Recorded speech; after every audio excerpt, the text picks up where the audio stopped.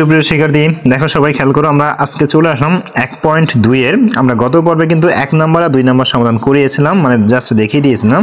আজকে আমরা তোমাদের 3 নাম্বার থেকে শুরু করব এবং পর্যায়ক্রমে যতটুকু সম্ভব ততটুকু আজকে আমরা করিয়ে দিব, ঠিক আছে? তো সবাই খেয়াল করো, দেখো আজকে 3 নাম্বার কি বলা হয়েছে নিচের কোন সংখ্যাগুলো নির্দেশিত সংখ্যা দিয়ে নিঃশেষে বিভাজ্য। অর্থাৎ আমাদের এখানে দেখো প্রথমটা দেওয়া হচ্ছে ক নাম্বার দিয়ে বলা হচ্ছে 3 দিয়ে। এখন 3 দিয়ে আমাদের নিঃশেষে বিভাজ্য হবে এই তিনটা সংখ্যার মধ্যে কোনগুলো সেটা আমাকে দেখতে হবে। তো চলো ফার্স্টে আমরা দাগ নাম্বার দিব ক, দিয়ে লিখবো 3 দ্বারা বিভাজ্য সংখ্যা। আমরা হেডলাইনটা আমি বলে দিচ্ছি যে 3 দ্বারা বিভাজ্য সংখ্যাটি হলো নিচে, ঠিক আছে? এবার প্রথম যে কাজটা, প্রথম আমরা সংখ্যাটা লিখবো। প্রথম লিখলাম 545, লেখার পরে আমাদের যে কাজ এই সংখ্যাটাকে আমাকে প্রথমে যোগ করতে হবে। তাহলে সমান সমান দিয়ে 5 যোগ 4 যোগ 5। এখন এটা যদি আমরা যোগ করি কত হবে দেখো 14 হবে। কত হবে? 14 হবে। এখন কথা হলো এই 14 সংখ্যাটাকে কি আমরা 3 দ্বারা নিঃশেষে বিভাজ্য করতে পারি? উত্তর হলো না। সুতরাং আমরা এই সংখ্যাটাকেও কি করতে পারবো না, 3 দ্বারা বিভাজ্য করতে পারবো না। তাহলে এখন কারণটা তো আমাকে লিখতে হবে, তাই না? তাহলে লিখবো যে উপরের সংখ্যাটির যোগফল 14 যেটা 3 দ্বারা বিভাজ্য নয়। সুতরাং 545 সংখ্যাটি 3 দ্বারা নিঃশেষে বিভাজ্য হবে না। আমরা কিন্তু প্রথমটা বুঝতে পারলাম, ঠিক আছে? এবার আমরা দেখবো পরেরটা, ঠিক আছে? তাহলে পরে কোনটা আছে? পরে রয়েছে 6774 খ নাম্বারটা, ক নাম্বারই দাগ। তো সংখ্যাটা হলো এটা। ঠিক একইভাবে আমরা এটাও যোগ করব।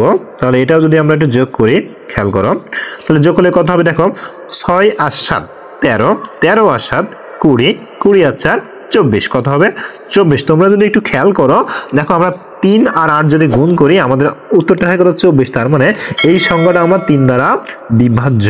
সুতরাং এখন উত্তরে লিখব যে উপরের সংখ্যা কোনটা বলো তো? এই যে এই সংখ্যা 6774 সংখ্যাটি 3 দ্বারা বিভাজ্য। কারণ হলো এর যোগফল 24 যেটা 3 দ্বারা বিভাজ্য, ঠিক আছে? নিঃশেষে বিভাজ্য এই কথাটা যুক্ত করবা।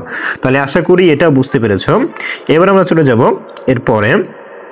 দেখো তোমরা যদি এটা বুঝতে না পারো যে আসলে এটা কোথায় পেলাম এই নিয়মটা, তাহলে আমি তোমাদেরকে শিখিয়ে দিব, একটু ওয়েট করো। আমরা যখন এর পরের অঙ্কটা করবো 4 নাম্বার, সেটা আমরা করে দেবো, অর্থাৎ 4 নাম্বার খ নাম্বার, তখন আমরা এটা বলে দিব, ঠিক আছে? এবার আসে সর্বশেষ যে সংখ্যা রয়েছে 8535। তাহলে এটাও আমরা সরাসরি সুন্দর করে যোগ করব, দেখব আমাদের ফলাফলটা কত আসে।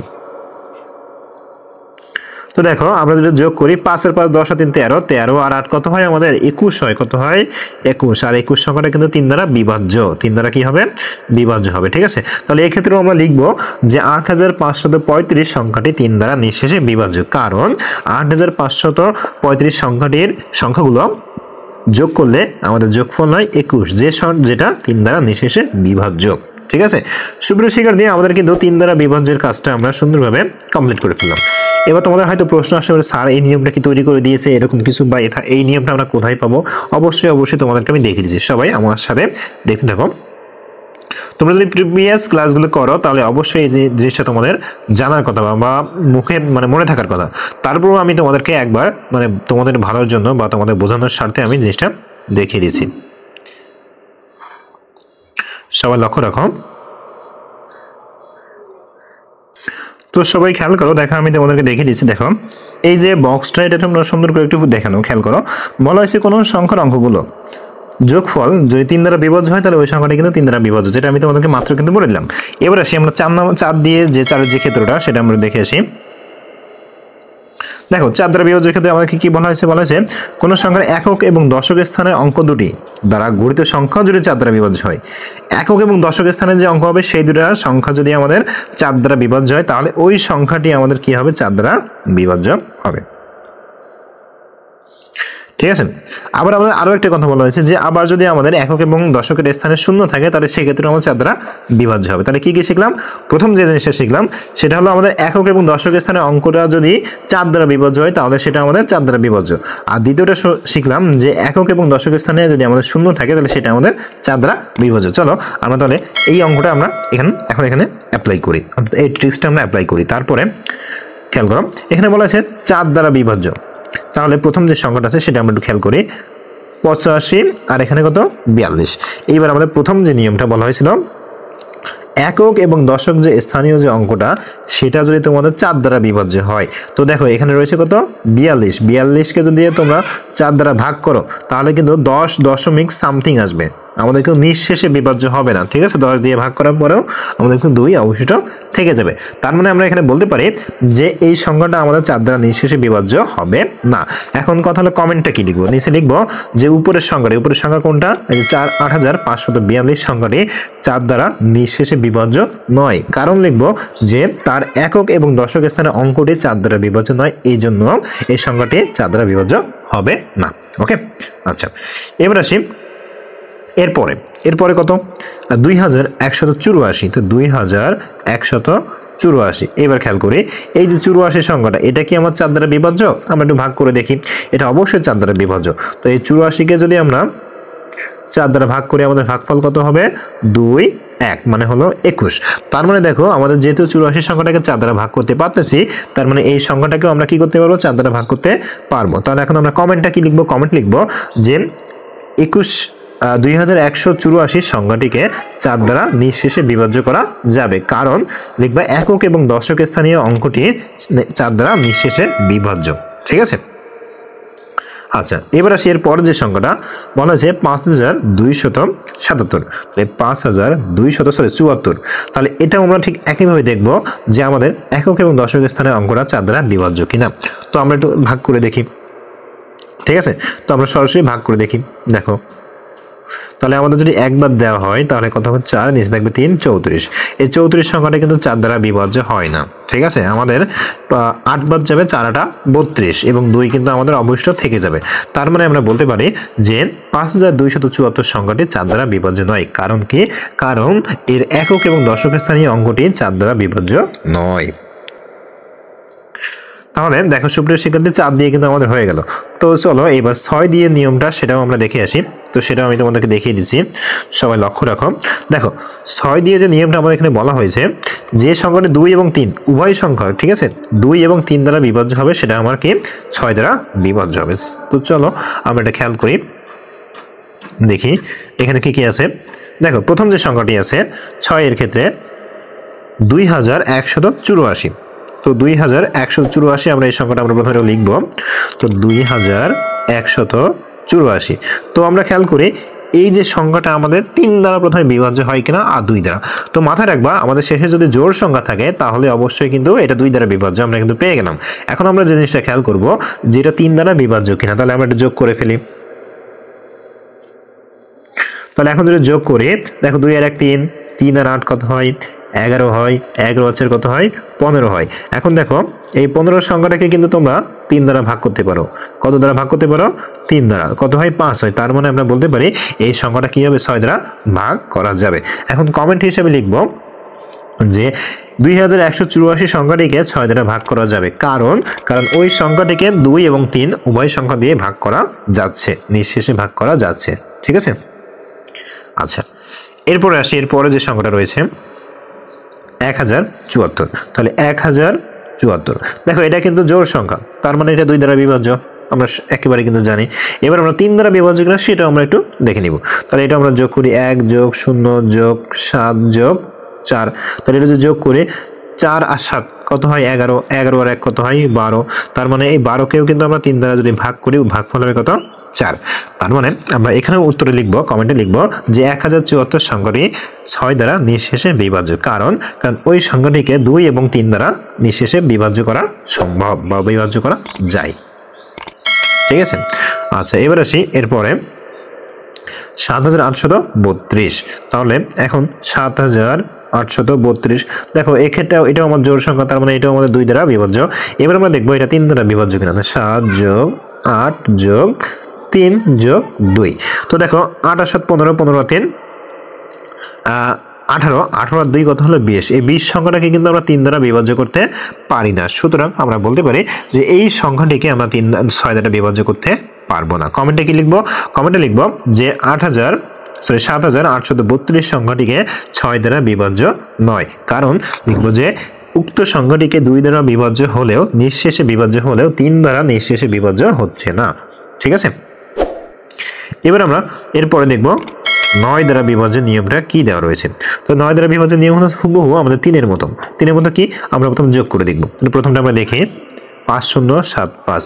তো এটা আমরা যোগ করে দেখি 5 যোগ 0 যোগ 7 যোগ 5। তো এটা যে যোগ করে আমাদের উত্তর আসছে কত 17। এখন কথা হলো এই 17 সংখ্যাটাকে কি আমরা 9 দ্বারা ভাগ করতে পারি? আমরা কিন্তু 9 দ্বারা ভাগ করতে পারি না। তাহলে এখন কমেন্ট লিখব যে 5075 সংখ্যাটি 9 দ্বারা নিঃশেষে বিভাজ্য নয়, কারণ এর যোগফল 9 দ্বারা বিভাজ্য নয়। ঠিক আছে, এবার দেখব এরপরে যেটা রয়েছে সেটা দেখো। এরপর রয়েছে 1737 1737 সমান সমান। তাহলে এটাও আমরা একটু যোগ করে দেখি। ঠিক আছে, তো এটা যোগ করে দেখা যাবে 7 আর 1 8, 8 আর 3 11, 11 আর 7 18। তো দেখো আমরা কিন্তু 18 সংখ্যাটাকে 9 দ্বারা ভাগ করতে পারি। তাহলে কমেন্টে লিখব যে 1737 সংখ্যাটিকে 9 দ্বারা বিভাজ্য, কারণ তার যোগফল উক্ত সংখ্যার যোগফল 9 দ্বারা নিঃশেষে বিভাজ্য। ঠিক আছে, আচ্ছা এবার দেখো এরপরে আসি। এরপরে আছে দেখো 2193 2193 সমান সমান। তাহলে এটা আমরা যোগ করে ফেলি। তো দেখো এটা যদি আমরা যোগ করি কত হয় দেখো 2 আর 1 3, 3 আর 9 12, 12 আর 3 16। এখন তোমরা বলো তো এই যে 16 সংখ্যাটি এটা কি আমরা 9 দ্বারা বিভাজ্য করা যায়? যায় না। তাহলে এটাও কমেন্টে লিখবো 2193 সংখ্যাটি 9 দ্বারা বিভাজ্য নয়, কারণ উক্ত সংখ্যার যোগফল 9 দ্বারা বিভাজ্য নয়। ঠিক আছে, তাহলে সুপ্রিয় শিক্ষার্থী আশা করি তোমাদের 3 নম্বরে আর কোনো প্রকার সমস্যা নেই। এবার দেখো আমাদের বলা হয়েছে নিচের ফাঁকা ঘরে বা ফাঁকা চিহ্নিত স্থানে কোন অঙ্ক বসালে অঙ্কটি বা সংখ্যাটি এই পুরো সংখ্যাটি আমার 9 দ্বারা বিভাজ্য হবে। একেবারে সিম্পল। চলো আমরা এটাও দেখে নিই, সিম্পল ভাবে আমরা দেখে নিই। ঠিক আছে, তো প্রথম যে কাজটা করব, প্রথম আমরা ফাঁকা ঘর বাদে বাকি সংখ্যাটা লিখব। তাহলে এই যে ফাঁকা ঘর বাদে আমরা বাকি সংখ্যাটা লিখলাম। অবশ্যই কিন্তু একটু ফাঁকা দিয়ে লিখবো, কারণ আমরা কি ওখানে কিছু একটা লিখবো তাই। ঠিক আছে, এবার প্রথম কথা হলো এই সংখ্যাটাকে আমরা যোগ করব। তাহলে আগে 5 যোগ 4 যোগ 2 যোগ 3 সমান সমান কত হয় আগে আমরা খেয়াল করি। দেখো 5 আর 4 9, 9 2 11, 11 আর 3 আমাদের কত হয় 14। এবার খেয়াল করো এই 14 সংখ্যাটার সাথে কত যোগ করলে আমাদের 9 দ্বারা বিভাজ্য হবে এমন একটা সংখ্যা হবে। তো আমরা জানি এই সংখ্যার সাথে যদি আমরা 4 যোগ করি আমাদের কত হবে 18। তাহলে 18 কিন্তু আমাদের 9 দ্বারা বিভাজ্য। তার মানে আমরা ফাঁকা ঘরে কত বসবে 4 বসবে। আশা করি ক্লিয়ার হয়েছে। ঠিক আছে, এবার আমরা পরের অঙ্কটা দেখব। তাহলে পরের অঙ্কটা খেয়াল করি। পরের অঙ্কটা রয়েছে 8 1 2, একটু ফাঁকা দিয়ে দেখবো 7 4। ঠিক আছে, তো একইভাবে আমরা এটাও যোগ করব 8 যোগ 1 যোগ 2 যোগ 7 যোগ 4। তো এটা যদি আমরা যোগ করি কত হবে দেখো 8 রেখে 9, 9 2 11, 11 আর 7 18, 18 আর 4 22, সরি 18 আর 4 22। এবার খেয়াল করো আমাদের যে 9 ঘরে তোমরা যদি সমস্যা হয় একটা কাজ করবে, 9 ঘরের নামটা লিখে নিবে। ঠিক আছে, এইভাবে আমার মতো করে নামটা লিখে 9 একে 9, 9 দুগুণ 18, 3 নং 27, 4 নং 36। জাস্ট এবার একটু লিখে নিবে। একটু খেয়াল করো দেখো আমাদের এখানে সংখ্যাটা কত হয়েছে 22। আমরা যদি পরবর্তী সংখ্যার ক্ষেত্রে যেতে চাই আমাদের কত করতে হবে 27। তার মানে আমরা 22 এর সাথে যদি 5 যোগ করি আমাদের সংখ্যাটা হচ্ছে কত 27। তার মানে আমাদের এখানে সংখ্যাটা হবে কত 5। ঠিক আছে, আচ্ছা এবার আমরা এর পরে যে অঙ্কটা রয়েছে যে সংখ্যাটা রয়েছে সেটা আমরা খেয়াল করব। দেখো পরে রয়েছে কত 4 1 4 1 5 7 8। তো এটা আমরা যোগ করব 4 1 যোগ 1 যোগ 5 যোগ 7 যোগ 8। আচ্ছা তাহলে 4 আগে 5, 5 আর 5 10, 10 আর 7 17, 17 আর 8 কত হয় 25 হয়। তাহলে দেখো 25 এর পরবর্তী সংখ্যা কত দ্বারা কত হতে হবে 27 হতে হবে। তাহলে আমরা 25 এর যদি 2 যোগ করি কত হবে 27 হবে। তার মানে আমাদের কাঙ্ক্ষিত জায়গায় কত হবে 2 হবে। ঠিক আছে, আচ্ছা এবার আমরা এর পরে যেটা রয়েছে সেটাতে আমরা খেয়াল করি। দেখো এরপরে রয়েছে কত 5 7 5 7 4 2। তাহলে এটাকেও আমরা আগে যোগ করি 5 যোগ 7 যোগ 4 যোগ 2। তাহলে এর যোগফল কত হবে? যোগফল হবে 7 + 12, 12 আর 4 18, সরি 12 আচ্ছা 16, 16 দিয়ে 18, কত হয়েছে? 18। এইবার তোমাদের একটু বোঝার খেলা, দেখো একটু বুঝতে হবে। দেখো 18 কিন্তু আমাদের 9 দ্বারা বিভাজ্য, এই যেটা আমরা পাইছি 9 দ্বারা বিভাজ্য। এখন কথা হলো তাহলে আমাদের স্যার অঙ্ক তো আমাদের একটু বসাতেই হবে, তাহলে আমাদের এখানে কত বসাতে পারি? দেখো 18 সাথে যদি আমরা শূন্য যোগ করি আমাদের উত্তর কত হয়? 18 হয় না? আবার এই 18 সংখ্যাটা আমরা 9 দ্বারা বিভাজ্য না, সুতরাং আমরা এখানে শূন্য বসাবো। ঠিক আছে, আশা করি এটা বুঝতে পেরেছো। এবার আসি আমরা এর পরের অঙ্কে চলে আসি।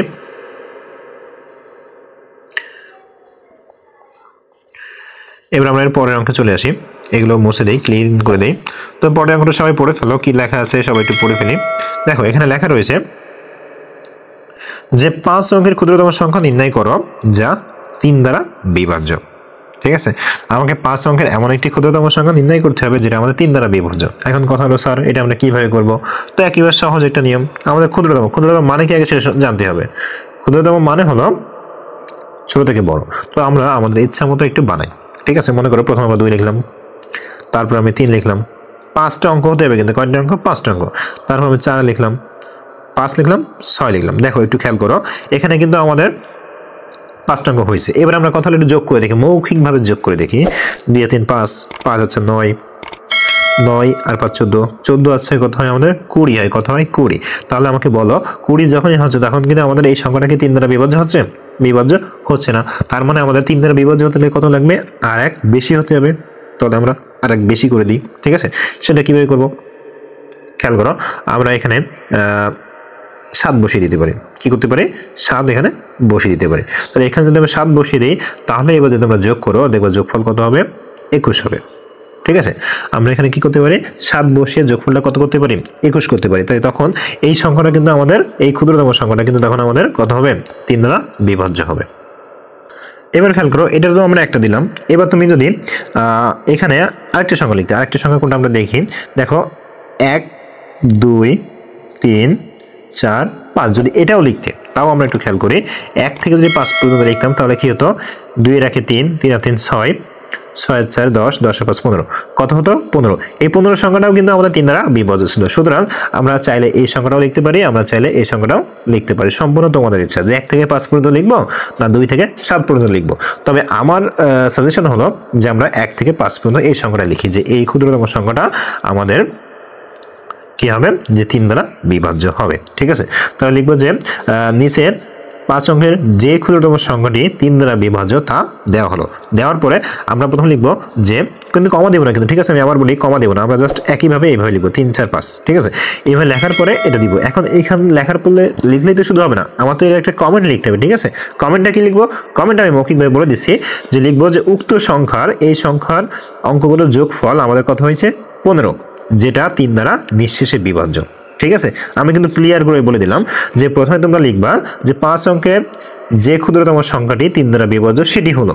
লেখার পরে তোমরা এখন এই অঙ্কটা লিখবা 1 2 3 4 5। লেখার পরে এবার লিখবা যে উপরের এই সংখ্যাটি কত? 12345 সংখ্যাটি 3 দ্বারা বিভাজ্য। কারণ ওই সংখ্যাগুলোর যোগফল কত হচ্ছে? 15 হচ্ছে, যেটা 3 দ্বারা বিভাজ্য। আমি কিন্তু ক্লিয়ার করে দিলাম। ঠিক আছে, মুখে মুখে বলে সুন্দরভাবে তোমাদের কিন্তু ক্লিয়ার করে দিলাম। এবার আসি এর পরের যে অঙ্ক 6 নম্বর, বলা হয়েছে 7 অঙ্কের বৃহত্তম সংখ্যা নির্ণয় করো যা 6 দ্বারা বিভাজ্য। তাহলে এটাও আমরা আমাদের মতো করে একটু লিখবো এবং দেখবো যে আসলে এটা 6 দ্বারা বিভাজ্য কিনা। তো আমি লিখে তোমাদেরকে একবারে দেখিয়ে দিচ্ছি। সুপ্রিয় শিক্ষার্থী, দেখো এখানে আমরা হেডলাইন দিব যে 7 অঙ্কের যে বৃহত্তম সংখ্যাটি 6 দ্বারা নিঃশেষে বিভাজ্য সেটি হলো। ঠিক আছে, এরপরে কথা হলো বৃহত্তম সংখ্যা মানে কি? বৃহত্তম সংখ্যা হলো আস্তে হলো বড় থেকে আস্তে আস্তে ছোট দিকে যাওয়া। তো দেখো আমি আমার মতো করে একটা সংখ্যা এখানে তৈরি করে ফেলেছি যেটা আমাদের 7 অঙ্কের। তো এখন এইগুলো আসলে 3 দ্বারা এবং সরি আসলে এটা আসলে 6 দ্বারা বিভাজ্য কিনা সেটা আমরা একটু দেখি। তো যেহেতু এই সংখ্যার শেষে জোড় সংখ্যার একটা অঙ্ক রয়েছে সেহেতু আমাদের এটা নিশ্চিন্তে বলতে পারি এটা 2 দ্বারা বিভাজ্য। এবার আমরা দেখবো যেটা 3 দ্বারা বিভাজ্য কিনা। তো তার জন্য আমরা কি করছি? এটা যোগ করছি। যোগ করে কত হয়েছে? 48। আর 48কে যদি আমরা 3 দ্বারা ভাগ করি আমাদের উত্তর হবে কত? 16। তার মানে বলতে পারি এই সংখ্যাটা আমাদের 2 এবং 3 উভয় সংখ্যা দ্বারা ভাগ করা যায়। তার মানে উভয় সংখ্যা দিয়ে যদি ভাগ করা যায় সেহেতু আমাদের 6 দ্বারা এই সংখ্যাটাকে কি করা যাবে? নিঃশেষে বিভাজ্য করা যাবে।